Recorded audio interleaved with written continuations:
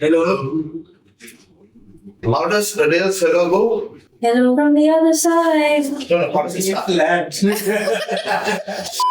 So tell us, who laughs louder? It's definitely me. Definitely you. Who's more likely to cry at a movie? Me. He's Iron Man. No! You don't have a heart. Don't say that. I just hide it. Who's the best storyteller? Depends on the story. What does that mean? Like, if it's like a boring one, you. If it's a good one, me. You're saying I don't say tell interesting stories. Yeah. Who is always late? He's always late. Oh my gosh. Yeah, it's bad. fair enough. If you had to pick a theme song that played every time you entered, what would it be? Undertaker's entrance song. The Or if you're happy and you What is Undertaker and Kane called? Kane, the brother. What do they call? They're called some brothers in WWE. Brothers of Destruction. Brothers of Destruction. Who is someone to forget something? And who is more likely to over-prepare? Over-prepare for Over-prepare. sure. Forget and over-prepare. It takes 70 hours to prepare a message. What is something you admire about each other that someone else wouldn't guess? I think maybe he's one of the most transparent guys that I've ever met in my life. Now you set the bar very high. I didn't know he was as chilled out as he was, but also as loving as he is. Like, he's a threat to my current relationship right now. But in a good way. He loves with a big heart, and I didn't know that. I introduced our names.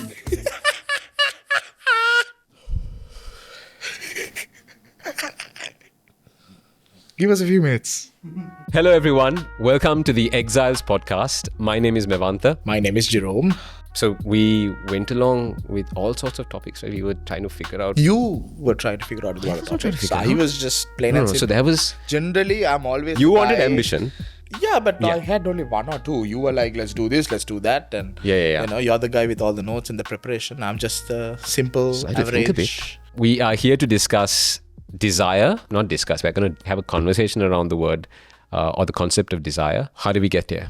At least for me, desire has been one of the most challenging parts that I had to kind of deal with. I think if I put it simply, at least to me, how I say it, is what my motivation is. So what's my heart's kind of longing? What's that deep vacuum that I'm trying to fill in? If I have this is going to help me out. If I have this achievement, if I have this job, if I have this particular person in my life or whatever it is that could fill in that vacuum, I feel like that's what I'm going after. Right. But on the other hand, I guess that's where we're trying to flip it and say, what is your actual desire and what should be your desire? And how does that flip everything else? Is where my kind of heart goes on. So if you ask me how I would like unpack it, is yes, I would like something that my heart is desiring for, like a good meal. Yeah, that's a bad example though. Because why can't we have a good meal? Desire for food, your Yeah. first preference. You, of all the desirous things you could think of, you went for food. How As very if you don't eat. characteristic of you. You spend more on food than me. Doesn't seem like it. Yeah, okay, fair enough. Please cut that out of the recording. Yeah, where was I? I forgot where was I. You were trying to define desire. Living for so long, not that long. Can see it from your You're hair. older than me though, right? My hair is good. I realized that even though I say something, my heart is also yearning for something else. And I felt like, not that I was living a duplicitous life, but also fancy word, huh? But also the idea that like I wanted something. I felt like this is what I feel like was a good thing. But then I also had to kind of understand, say that, was it a God thing? I don't think we're feeling the same, but something else. I agree. So are you saying that desire is... There is a conflict with what you desire and what you think you should desire? Is that what you're saying? Conflict seems like a big word, so I'm going to use the word tension. I think there is a definite tension. Living lives, again, I'm going down my life path again. I don't know why I'm speaking a lot about my life. But then you also We're going to learn a lot about you then. Oh, okay. Tell us, Sensei. So I was born in... No, but I think it's just the idea that someone is pulling me somewhere else and I'm pulling that someone somewhere else. And it was just... I don't think I was fully satisfied. Does this apply to everyone? I believe so. I think every human being is challenged by their desires or what their longings are and what they believe are good for them, what they believe that they are driving in life, whether it be work, career, relationships, whatever it is. It's just that we feel like we need to go here. This is what I believe. I need to be this person. I need to study this. I need to be this. And we have all our kind of agenda set for ourselves. But then there is also something that pulls us within, saying that it's not necessarily that particular desire, but what about that desire? Why that desire? And where is it stemming from? I feel like everyone has that. Right. Everyone has to have that because we are human, right? We say something, but in our hearts, there's something more that we also want to say. Yeah. So there is that inner kind of voice that also kind of questions us regularly in what we think and what we do. Yeah. So I agree. I agree that the tension of desire and sometimes your desire not really matching up with something more deeper, saying that your desire really wasn't as good and right as it was supposed to be. I get it. I understand. There have been moments where I've desired for things and I thought it was the thing I need to desire, but it wasn't the case. So in previous relationships, same thing. I thought, okay, the desire for this person. Straight away go down to relationships. Yeah, straight away down relationships, Okay. man. Wounds. You think, okay, this is the person. Yeah. And my desire is for her, but you know that it's not, there's something that's not right because you've pursued something that something inside really hasn't agreed. And for me, that's God. So is it fair to say that a desire by simple definition is a longing for or a wish to obtain or get someone or something? I would just maybe add something. It's also kind of filling up a deeper void. We are obtaining someone or something. So you desire to fill something that's missing. Something that's missing within your heart. You feel like, the new phone is going to help me. Having this particular clothing is going to help me. Like, there's something that has a backup kind of voice that comes with it or backup kind of idea that comes with it. Being desirous is fundamental to the human condition and the nature. Like, so we're saying, we agree that this aspect of desire is something that's every human being has. And some of us might feel attention, some of us might not feel attention. But generally speaking, it's something that's so fundamental that it requires a conversation. Because I think also desire, we don't realize how fundamental and core desires are. It's there. We don't realize it and recognize that it is fundamentally playing a big role in everything we want. So be it career, be it family, be it love, be it wealth, and be it even food, right? Whatever it is, simple things to the bigger things. It's like Inside Out, where the people inside our heads are like driving all of the things. Yeah, exactly. There's different desires that are like And the main man behind it is desire. Yeah, it's like Mr. Desire. It'll be interesting. There'll be this desire, that desire. They'll be like, Yeah, but coming to the big desire, like that's the core machine. This is a fundamental aspect of our human nature or a condition. We have felt the tension. I'm sure people listening might also have felt a tension between what they desired and went for, but also realized maybe not. So can we think of it from a Christian perspective and maybe reflect on what does God think about desiring? Is desiring a good thing? I think it is definitely a good thing. I think we also see God desiring, and our prime example itself is a God or a man who desired for certain things. And I think it's absolutely important for us to understand that desiring is a good thing. Like going down to Genesis. I know Genesis is a very lovely chapter of yours. Favorite, yeah. But in terms of Book, not chapter. chapter, book, potato. What I'm trying to say, potato is going to go wrong. Anyways, having said that, coming back. So in Genesis 2, we see the idea of God saying it is not good for man to be alone. And it's an interesting thought, right? It was before the fall. Like God is saying that it is not good for man to be alone. And I, for me at least, I think you can correct me if I'm wrong, it is a good example of God bringing us the need for community. That's a desire. You desired before the fall. So there is something called good desires. Because before sin coming in, there was a desire in us to have something. So for us to desire for community, for us to desire for relationships, we have this thing saying that we don't need people. We have this thing saying that I can live life alone. We're so individualistic, right? Yeah. We think if we achieve this, we are good. If we are in leadership, we are CEOs, or that's what the dream are. Like all the young people are, including us to a certain extent, want to think that we want to be here so that we've achieved life. But the more you go high up, we understand how lonely it is. That's interesting. Like it's like the inverted pyramid, but God is saying something, but we think that we know better than God and we are trying to live life in that concept. So I think desiring is good. And I think it's also scriptural. We've seen Jesus desire. And I think even in the Garden of Gethsemane, while he was praying, he had a desire. Lord, if it's in your will. Yeah. And that is an absolute example. Sometimes that's the tension. And Jesus was the prime example of showing us also about how the tension really worked. A couple of things you mentioned. One is God desiring in creation. So when he created us, it is very clear that even when the trees were made, he created them because they were desirable and they were pleasurable. The Bible uses the word, it was pleasing to the eye and desirable for food. So he desired for humans to have an intimate relationship with each other, which is what you were talking about, community. I want to come back to that. But he desired for us to have an intimate relationship with him.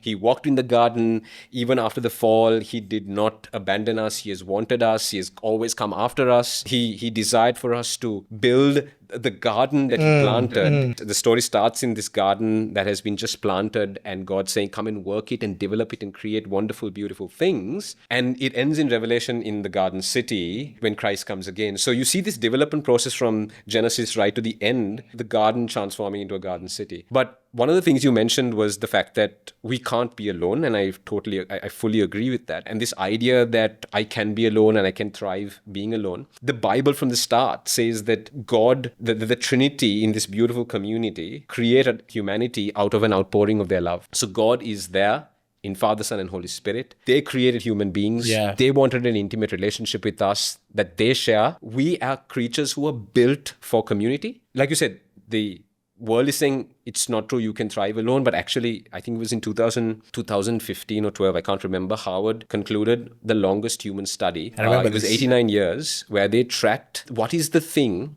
that makes and keeps human beings happy. What is the fundamental thing? They went across 89 years, I think 87 or 89 years, and the research is still available. One of the things that the researcher said, the professor, he said one of the revelations, and I quote, revelations of this study is that the thing that makes us the happiest is relationships. For science in the 21st century, this is a revelation, whilst the first page of the Bible says that's what we were built for. They looked at money, they looked at wealth, they looked at career, they looked at everything, every aspect for 89 years. But they said the revelation, the discovery for us in our 21st century world is that relationships is the thing that keeps us happy. It's not a revelation for us because the revelation is really in Genesis. It tells us that. And that's a good segue for us, because if God desired for us to be desiring pleasurable and good things, but we have this tension, there's something that went wrong. We have this tension, God wants us to desire, but our desires keep getting us in trouble. That's where I think we can segue into probably talking about sin. I don't know about you, but my experience of sin growing up from church has been very like, do this, do that. If you don't do this, you're going to get punished kind of thing. This idea that sin is about doing bad things and avoiding doing bad things is what keeps you away from sin. I think I agree with you, right? 100%. But I also want to say, before you kind of unpack what sin is, how even as Christians, even as believers, even as people who are in ministry and everything that you want to call it, how this idea has we are reimagining world from a different place. There was a way of how we had to look at stuff. There needs to be a change in our system, because how we look at success has changed. Yeah. How we look at life has changed. We believe, even as Christians, even as church, the whole idea is numbers. The whole idea is how our church looks like. Or even if a ministry is flourishing, we are looking at whether we are building deep disciples for Christ. But we're looking at, hey, we have 100,000 people or whatever it is. Unfortunately, we see that not just in the idea of good or bad things, I think you're going to unpack that a little bit later, but it's also the idea of how warped it has come, that even our Christian mindsets, that we think is good. Yeah. We think that these are good desires. And I think certain things are to a particular context of thinking, but it is also kind of changed us over time. And the interesting part is we've grown up with this, and we have kind of had a mindset, an attitude that we're looking at as, hey, this is how it is, this is how it is, this is how it is. Even as leaders, what we feel like is, unless a person, we feel like leadership should be a top-bottom approach. Right? And that's because we've seen that whole idea of leadership coming through over time. And we've seen great leaders. We've seen all of these people saying, oh, wow, this particular leader is great. And they adored him. When you look at Singapore and the Prime Minister Lee Kuan Yew, you see how they've adored him, but also you see how the country has been built around it. And you see that culture coming. So you're looking at, in 2025, you're saying we need another Lee Kuan Yew, but that's not how it is supposed to be. But I think how also our mindsets have kind of toned to this world, even as Christians. And that's an important part for us to understand, that we have this idea that as Christians, we think we're good. We figured it out. We know what is good and bad. But even as Christians, how much are we actually looking at our hearts? How much are we? Because I realized that in my personal life, like there are times where I felt like I wanted something good. I felt like this is a good thing to do. Let's say when I'm discipling someone, I'm thinking, hey, this guy's listening to me. That's great. I mean, he's being obedient. When I say something, he's taking all the feedback, and that's amazing. But on the other hand, am I saying is him listening to me is absolutely important? And I'm feeling good now, right? That desire of feeling good is there. At the end of it, am I saying, am I actually leading him to Christ? Like you said, it's not just in the big things, but we can see even in the good things that we think it is. Like it's so like intertwined. This whole idea of sin or this desire that is not good, which I think you're going to go unpack a little bit right now. Riffing off what you were saying, even desiring good things has led me to falter. So you know that I love teaching in Sunday school and I love my kids. And Christina, my fiance, would also attest to this. I've basically voiced my discouragement Hey, Christina. about the fact that I sometimes come back after talking to my kids and I'm like, I'm battered. I'm like, goodness, we prayed about this. I've been, on my knees preparing, did whatever I possibly could. So my desire is really to like get them fired up for Christ. And then sometimes, you finish off that conversation on that Sunday morning and you're like, what was that? Right?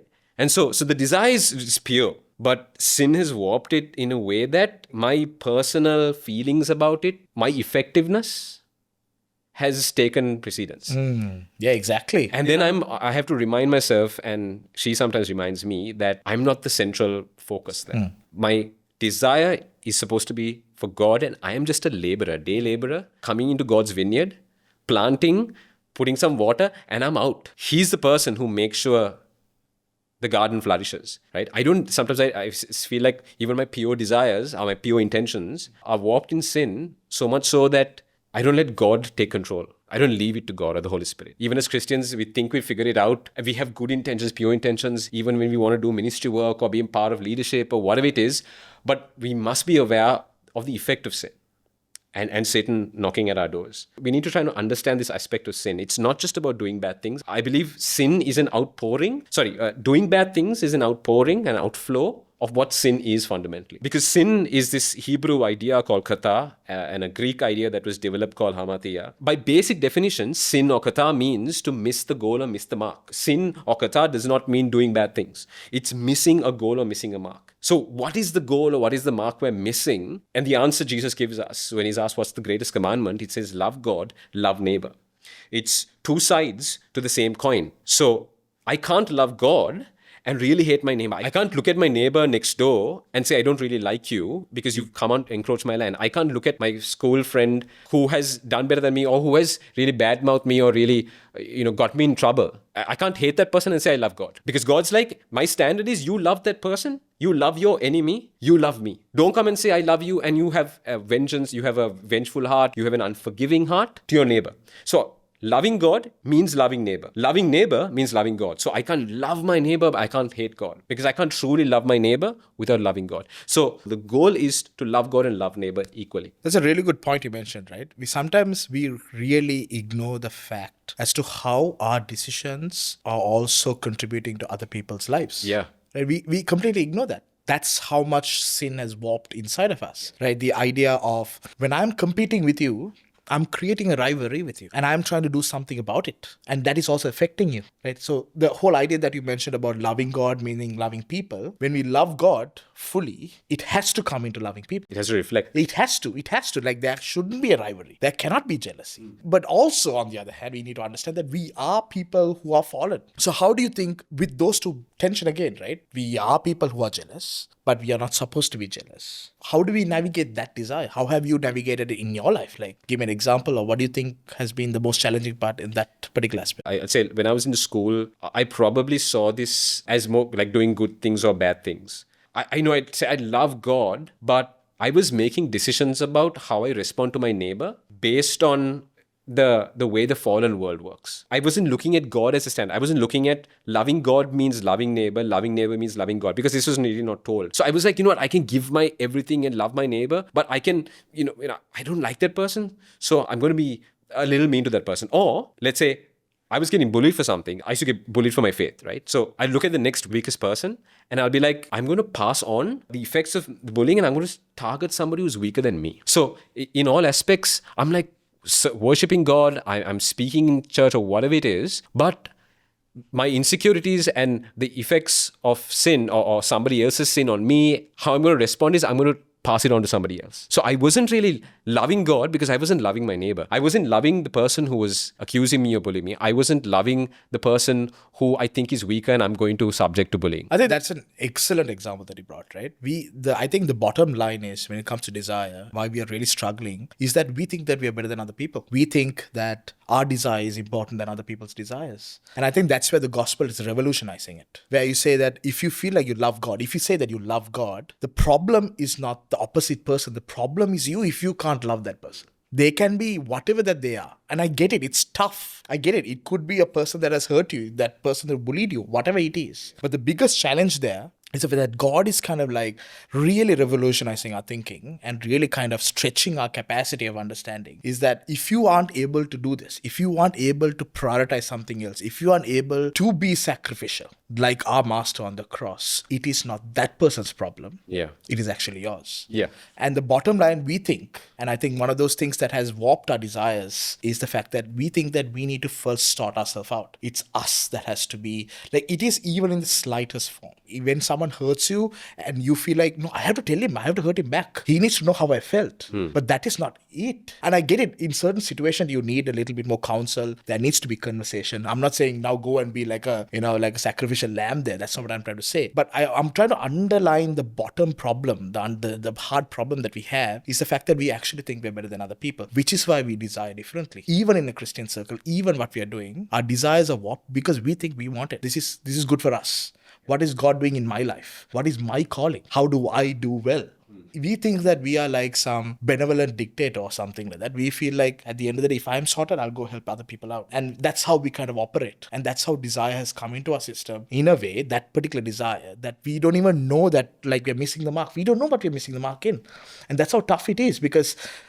Sorry, you want to say something? Yeah. So on that point, we don't know that we're missing a mark or missing the goal, which is the standard. The gold standard is love God, love neighbor, love God. We don't know because we see sin as doing bad things. So if I avoid doing bad things, but I'm mean to that person very subtly, it's okay. Like I kind of get away with it. That's okay. Yeah. Because I did something good enough, so it's okay for me to be me once in a while, right? Yeah, and my standard is so low. God is asking us to desire a higher standard. And one of the things that really irks me, and people may disagree with me, is that I think we, even using the language, we're like broke, anyways, we're broken, fallen human beings. I think sometimes we love to hide behind that idea. Make it as an excuse, right? Yeah. Like that's the curtain where victimization here, guys, where we are okay. Yeah. We need to put this whole... And I think sometimes the challenge here is, I understand it is a problem. It's true. It is a problem. But when you know it's a problem and you know you behind that curtain and it is there, sometimes it's okay. Again, that's because you think you're better than another person. Victimization is not that sometimes where people think that they are not good, but they think that their priorities are much more higher than other people. Like when you go through tough situations in life, it puts you through a corner and you think, God, you haven't done anything for me. You're like, in Sri Lanka, we've seen there are so many people we've struggled over the course of the last 30 years in so many different ways. As a country, we've faced so many challenges. And sometimes I wonder how we kind of go forward, but I think we're also resilient equally. We're able to just get back up and keep walking. I don't know if that's a good thing though sometimes, but yeah. I mean, it's a little bit of both, I suppose, right? You got to keep living life. You can't just be sitting in a corner. But on the other hand, we've also created this notion where we believe we are entitled for these things. We believe we demand, and we have this notion saying that, no, I need it. This is what I deserve. And that also has created a false sense of desire in us, where it's coming from a place where, God has to mark it. Like at the end of the day, I deserve all of this. Yeah. To recap what we were discussing, I think how we got to this point is we were discussing about desire being a really fundamental aspect of human nature. We've had moments where our desires have not really agreed with us. We're desiring something, maybe we took action towards it and it hasn't agreed with us, and so we're not feeling, there's a tension inside of us. So we agreed that it was something that it's fundamental. Most of us may actually feel that tension. Then we looked at how, from a Christian perspective, God is actually wanting us to desire beautiful, wonderful, pleasurable things. But then how do we answer the tension issue?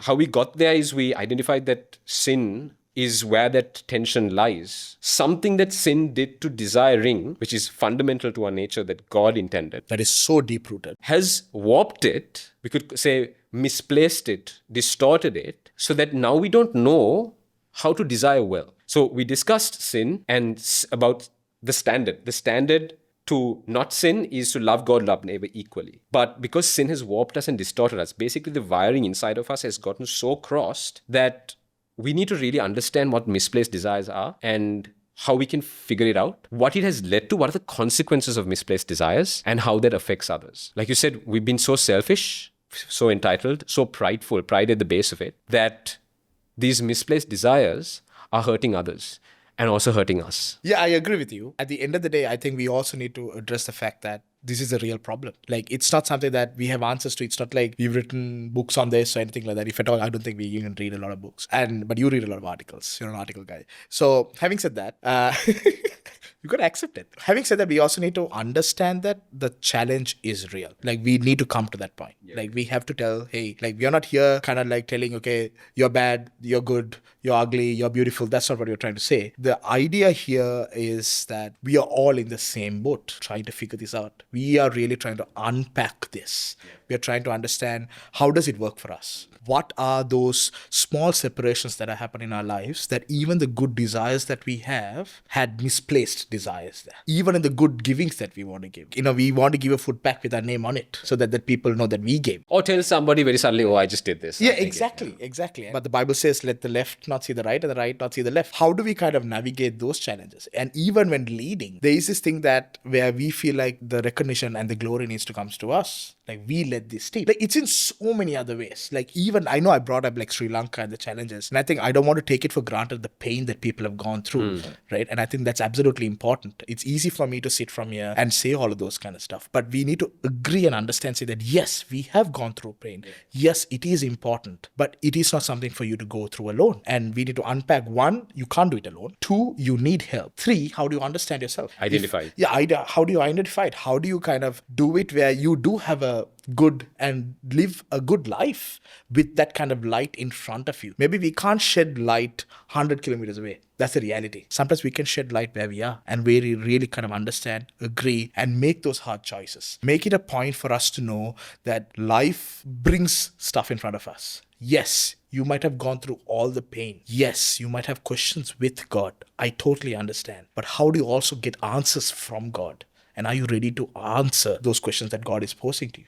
How do you kind of unpack those challenges? How do you kind of really bring life into those situations, right? Because we can't be sitting at that place. We can't be sitting and saying, yeah, it's the fallen nature. We can't be sitting and saying, hey, it's my situation. We can't be sitting and saying that person did it. We can't, because at the end of the day, you're not moving forward in life. So how do we kind of unpack this? Maybe in the next episode, we could discuss and unpack what a misplaced desire is, the consequences and the results, and how we can figure it out. Yeah.